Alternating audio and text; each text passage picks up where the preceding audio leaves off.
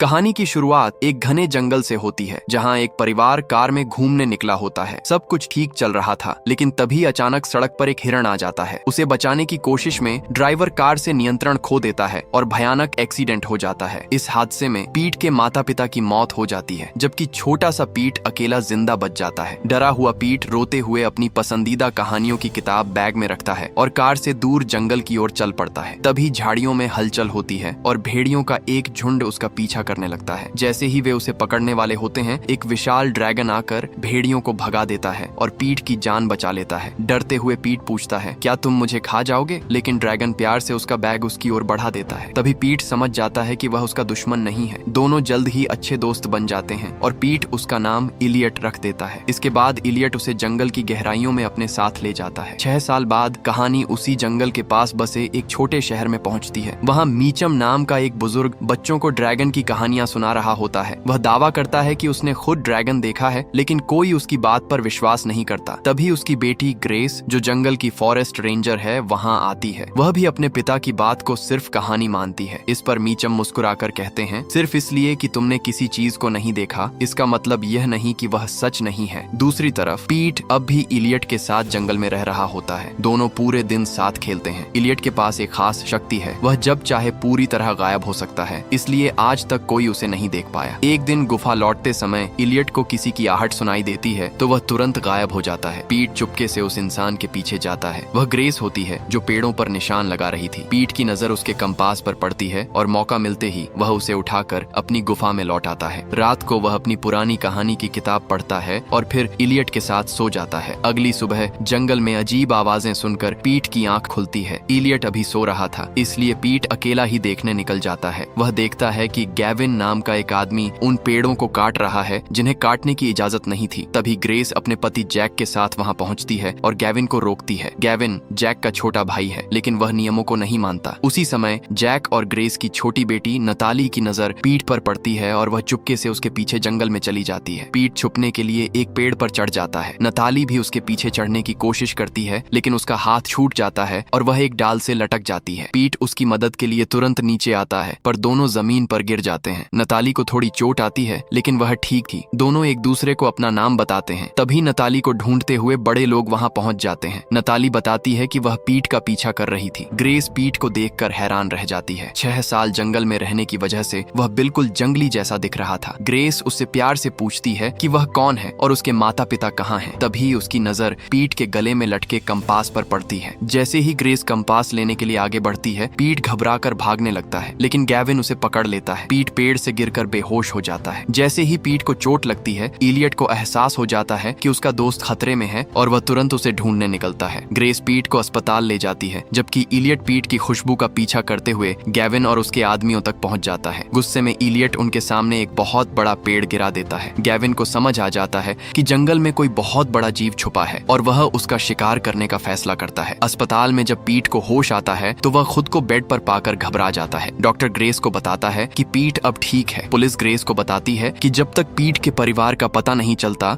उसे अनाथ आश्रम फॉस्टर केयर भेजा जाएगा। पीट यह बात सुन लेता है। वह इलियट को छोड़कर कहीं नहीं जाना चाहता था, इसलिए वह अस्पताल से भाग जाता है। नताली जब उसे देखने आती है तो कमरा खाली मिलता है। अजनबी शहर की सड़कों पर दौड़ते हुए पीट को समझ नहीं आ रहा था कि वह कहाँ जाए। वह बार बार इलियट का नाम पुकार रहा था। तभी ग्रेस उसे ढूंढ लेती है और प्यार से रोकती है। सालों बाद पीट को किसी का ऐसा अपनापन महसूस हुआ था। दूसरी तरफ गैविन और उसके आदमियों को जंगल में एक विशाल पैर का निशान मिलता है, लेकिन इलियट गायब होने की वजह से उन्हें दिखाई नहीं देता। ग्रेस पीट को अपने घर ले आती है, लेकिन वह फिर से भागने की कोशिश करता है। ग्रेस उसे रोकती है और बताती है कि बचपन में उसे भी जंगल से बहुत प्यार था, इसीलिए वह फॉरेस्ट रेंजर बनी। वह पीट से वादा करती है कि अगले दिन वे दोनों जंगल जाकर उसका घर ढूंढेंगे। धीरे धीरे पीट ग्रेस के परिवार के साथ घुलने मिलने लगता है। उसी रात गैविन और उसके आदमी जंगल में पीट और इलियट की गुफा ढूंढ लेते हैं। वहाँ गैविन को पीट की वही कहानियों वाली किताब मिलती है। जैसे ही वह उसे उठाता है, इलियट उन पर हमला कर देता है। डर के मारे वे लोग भागते हैं। गैविन गोली भी चलाता है, पर इलियट किसी को चोट पहुंचाए बिना उनकी बंदूक तोड़ देता है। वह चुपके से उनकी गाड़ी का पीछा करता है, क्योंकि उसे लगता है कि ये लोग उसे पीट तक ले जाएंगे। अगले दिन पुलिस ग्रेस को बताती है कि पीट के माता पिता की मौत 6 साल पहले उसी जंगल में एक कार एक्सीडेंट में हुई थी। ग्रेस ये सोचकर दंग रह जाती है कि एक छोटा बच्चा इतने सालों तक जंगल में अकेला कैसे बच गया। पुलिस कहती है कि अगले दिन पीट को अनाथ आश्रम ले जाना होगा। घर पर नताली पीट से पूछती है कि इलियट कौन है। पीट शब्दों के बजाय एक बड़े से हरे रंग के ड्रैगन का चित्र बनाता है और मुस्कुराकर कहता है, यह मेरा सबसे अच्छा दोस्त है। नताली बताती है कि उसके दादाजी भी ऐसे ही ड्रैगन की कहानियां सुनाते हैं जो उत्तर नॉर्थ दिशा में रहते हैं। तभी ग्रेस वहां आती है और कंपास लौटाने के लिए पीट को धन्यवाद कहती है। पीट ग्रेस को कार एक्सीडेंट के बारे में बताता है। पीट भावुक हो जाता है तो ग्रेस उसे संभालती है और कहती है, तुम अकेले नहीं हो।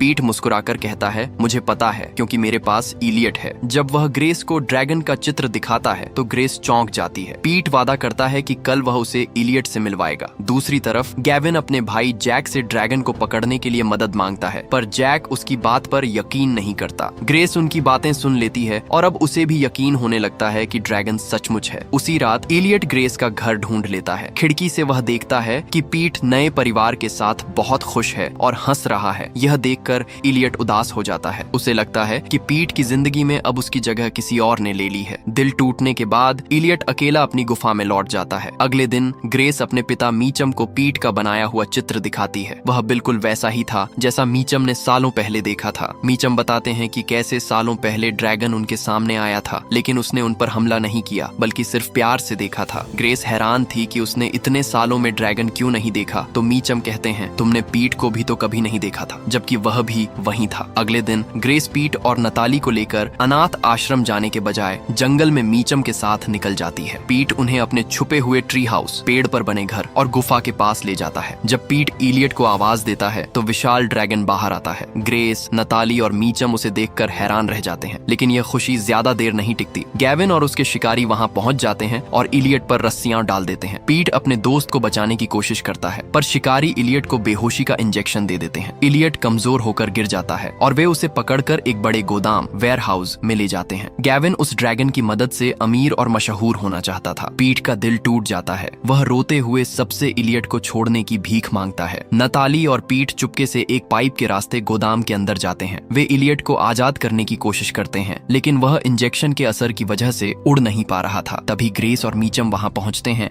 और एक नया प्लान बनाते हैं। वे इलियट को एक बड़े ट्रक में छुपाकर जंगल ले जाने की कोशिश करते हैं। गैविन और पुलिस उनके पीछे लग जाते हैं। रास्ते में एक बड़े पुल पर गैविन उनका रास्ता रोकता है। मीचम के ट्रक का ब्रेक फेल हो जाता है और ट्रक सीधे गैविन की गाड़ी से टकराकर पुल पर रुकता है। इसी बीच इलियट को होश आ जाता है। वह गुस्से और डर में पुल पर आग की दीवार खड़ी कर देता है ताकि कोई पास न आ सके, लेकिन इस आग में ग्रेस और जैक का ट्रक फंस जाता है और पुल टूटने की वजह से नदी में गिरने लगता है। पीट इलियट से चिल्लाकर कहता है, प्लीज इन्हें बचा लो, ये अच्छे लोग हैं। इलियट तुरंत ग्रेस और जैक को बचा लेता है, लेकिन तभी पुल पूरी तरह टूट जाता है और वे सब नदी में गिर जाते हैं। सबको लगता है कि कोई नहीं बचा, लेकिन तभी इलियट आसमान में उड़ता हुआ दिखाई देता है और उसकी पीठ पर ग्रेस और जैक सुरक्षित बैठे थे। इलियट की इस अच्छाई को देखकर गैविन को अपनी गलती का एहसास होता है। तभी आसमान में पुलिस के हेलीकॉप्टर आ जाते हैं। इलियट का यहाँ रहना अब सुरक्षित नहीं था। पीट और इलियट वापस जंगल की गुफा में आते हैं, पर उनका घर उजड़ चुका था। इलियट जानता था कि अब इंसान उसे कभी चैन से नहीं जीने देंगे। पीट को भी समझ आ जाता है कि अब अलग होने का वक्त आ गया है। अपनी कहानियों की किताब के जरिए वह इलियट को समझाता है कि उसे ग्रेस के परिवार के साथ रहना चाहिए और इलियट को आजाद जंगल में। दोनों एक दूसरे को गले लगाते हैं और रोते हुए विदा होते हैं। पीट ग्रेस के परिवार के पास वापस आ जाता है और इलियट उसे खुश देखकर दूर आसमान में उड़ जाता है। सालों बीत जाते हैं। लोग धीरे धीरे ड्रैगन की बात भूल जाते हैं। ग्रेस और जैक पीट को कानूनी तौर पर गोद ले लेते हैं और उसे एक सच्चा परिवार मिल जाता है। गैविन भी अपनी पुरानी जिंदगी में लौट जाता है। हर कुछ समय बाद पीट और उसका परिवार उत्तर दिशा की ओर घूमने जाते हैं, जहां इलियट अपने जैसे दूसरे ड्रैगन्स के साथ आजाद रहता है। दोनों अपनी अपनी दुनिया में बेहद खुश हैं, क्योंकि दोनों को उनका अपना परिवार मिल चुका है। और इसी के साथ कहानी का एक प्यारा अंत होता है।